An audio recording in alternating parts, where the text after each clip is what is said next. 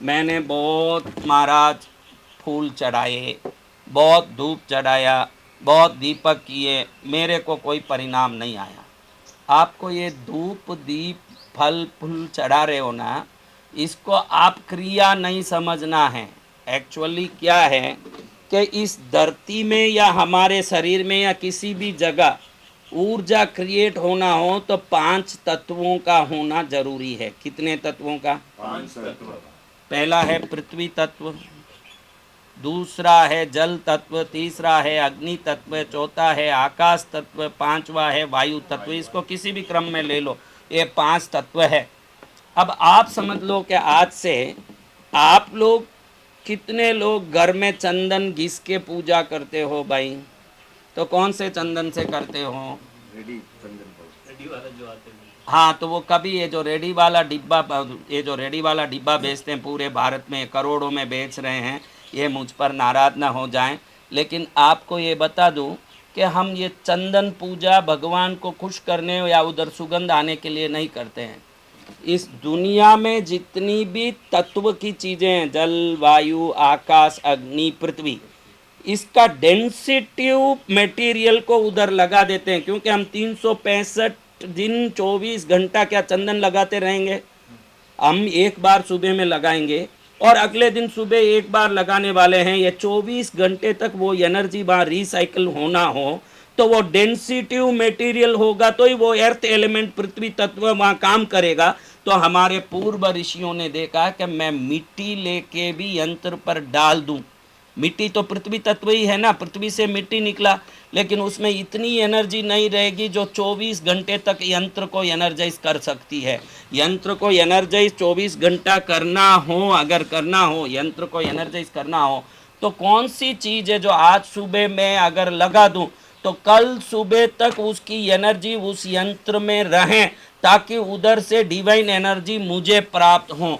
तो उन्होंने बहुत सारे मटेरियल चेक किए, अलग अलग मटेरियल, तो उनको मालूम पड़ा चंदन के वृक्ष में, चंदन की लकड़ी में वो ताकत है। आप थोड़ा सा घिस के किधर भी लगा दोगे तो वो अर्थ एलिमेंट का जो पृथ्वी तत्व का फोर्स है वो अगले दिन वापस लगाओ जब तक वहाँ मेंटेन होता रहता है। समझ गए आप?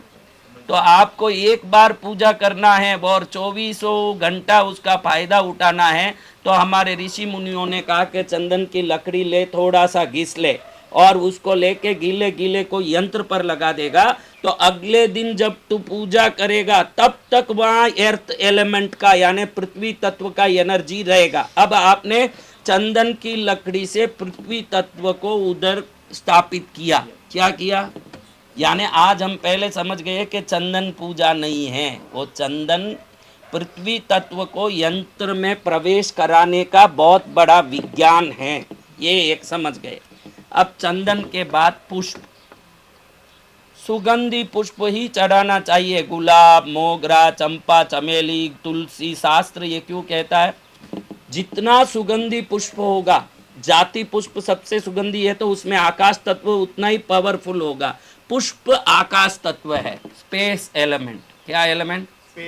यानी चंदन लगा के हमने पहले पृथ्वी तत्व को अंदर एंटर कराया यंत्र में, वो 24 घंटा ही रहेगा। आप बोलो कि मैं आज टिक्की लगा दिया, अगले शिवरात्रि में ही वापस लगाऊंगा, तो शिव जी को कोई नाराजगी होने वाली नहीं है। तुझे शिव जी की कृपा नहीं मिलेगी, वो शक्ति नहीं मिलेगी, सीधी बात यही है।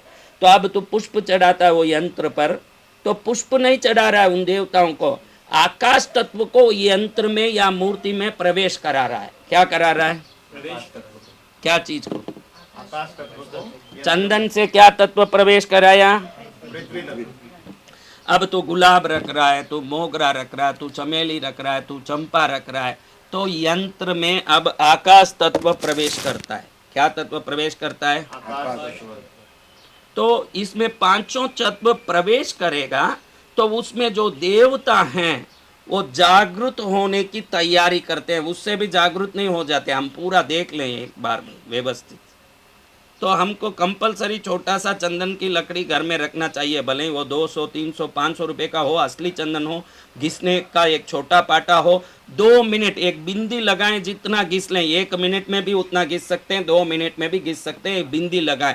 लेकिन ये डब्बे में जो 80 रुपये में चंदन पाउडर नाम के पाउडर आते हैं, ये सब कोई 24 घंटा ऊर्जा यंत्र को दे नहीं सकते। और आज ये पीले पीले चंदन के पाउडर, ये जो दुकानों में, पूजा दुकान में मिलते हैं, अष्टगंध पाउडर, चंदन पाउडर, इस नाम के पाउडरों को ला ला के दुनिया के लोग लगाते रहते हैं। फिर बोलते हैं गुरु जी ठग है, देवी ठग है, भगवान ठग है, मंदिर ठग है, मैं एक ही सत्यवान हूँ, बाकी सब ठग है। अरे नालायक, पहले पूजा कैसे करना अच्छे से समझ ले। अगर तू पूजा व्यवस्थित कर लेगा, तू ना बोलेगा तो भी पद्मावती आके खड़ी हो जाएगी, फिर तो उसको खड़ना पड़ेगा।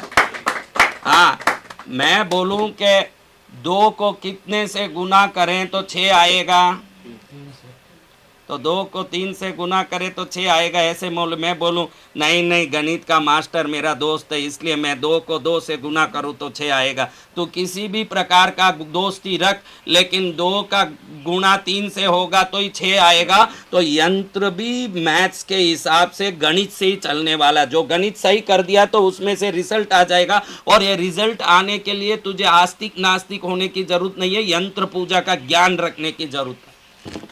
अब देखो, हम पुष्प चढ़ा के आकाश तत्व को उसमें प्रवेश कराते हैं, भले ये मूर्ति हो या यंत्र, दोनों के लिए समान विज्ञान है। अब तीसरा धूप करते हैं।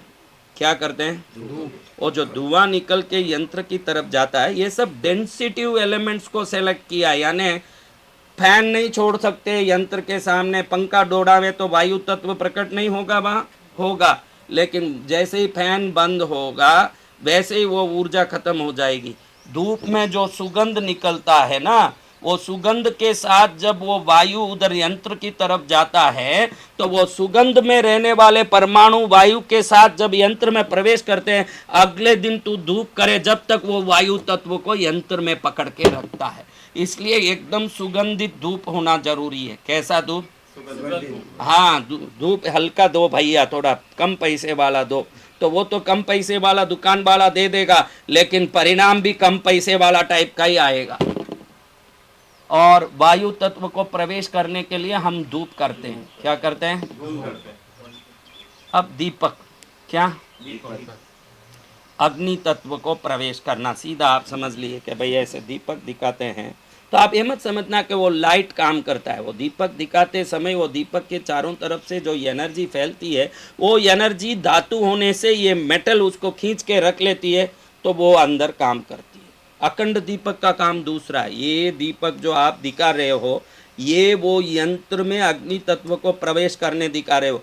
और जो अखंड दीपक रखे हो, वो देवता खुद अग्नि स्वरूप होने से वो उस दीपक की लो से प्राण लेके अपनी शक्ति को निरंतर वहाँ विद्यमान रखते हैं। वो अखंड दीपक का काम है। और ये दीपक यंत्र में अग्नि तत्व को प्रवेश करवाने का काम है। यंत्र में अग्नि तत्व प्रवेश करना हो तो आपको एक दीपक दिखाना पड़ेगा। जब दीपक की ऊर्जा जाएगी, 24 घंटे के लिए इसमें रहेगी। मैं 4 दिन में एक बार पूजा करता हूँ, ये मर जाता है, जैसे एक्सरसाइज की तरह ही है। आप रोज एक्सरसाइज करोगे तो डेली के डेली इंप्रूव हो जाओगे। 4 दिन नहीं किया तो 16 दिन पीछे हो जाओगे। वापस 16 दिन करोगे तो ही आज 4 दिन पहले जो स्थिति में थे वो वापस आने के लिए 16 दिन लग जाएंगे। वैसा ही पूजा पाठ है। अगर एक दिन भी तूने पूजा छोड़ी तो वो इतना पीछे जाएगा कि 8 दिन करके ही वापस वो जगह पर आएगा जहाँ पहले वो यंत्र का शक्ति था। इसलिए इसमें निरंतरता बहुत आवश्यक है। क्या चीज? निरंतर।